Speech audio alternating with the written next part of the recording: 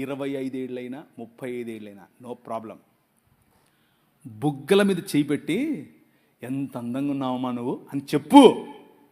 అది నీ బాధ్యత. నువ్వు చెప్పడం మొదలు పెడితే పక్కనోడు చెప్తే మా నాయన ఎప్పుడో చెప్పాడులే అంటది. అర్థమైందా?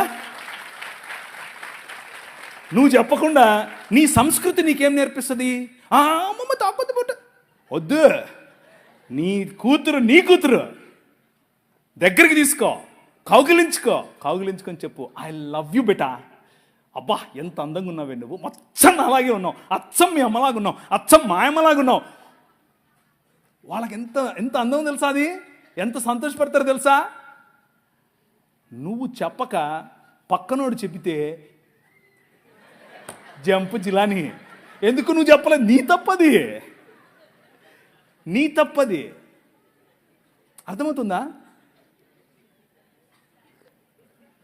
మన భావజాలం, క్రైస్తవ భావజాలం, 66 పుస్తకాలు ఉన్నటువంటి బైబిల్ గ్రంథ భావజాలం ఏం చెప్తుంది అని అంటే, స్త్రీకి ఇవ్వాల్సినటువంటి గౌరవం ఇవ్వాలి, కూతురికి ఇవ్వాల్సినటువంటి గౌరవం ఇవ్వాలి, కూతురికి ఇవ్వాల్సినటువంటి హక్కు ఇవ్వాలి.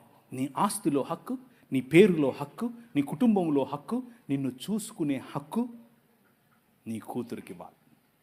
మిగిలిన ఏ గ్రంథాలు చెప్పలేదు. ఒకసారి నీ బైబిల్ ఎత్తండి. ఈ గ్రంథం, ఈ నల్లట్ట పుస్తకం ఈ దేశంలో స్త్రీకి ఆస్తి హక్కు తెచ్చింది. హల్లెలూయా!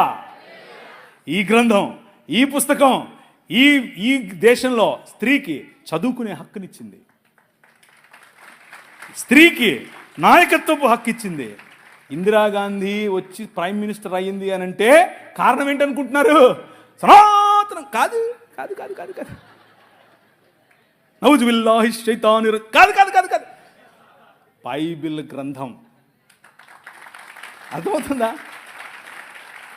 That is your king. అది నీ రాజు.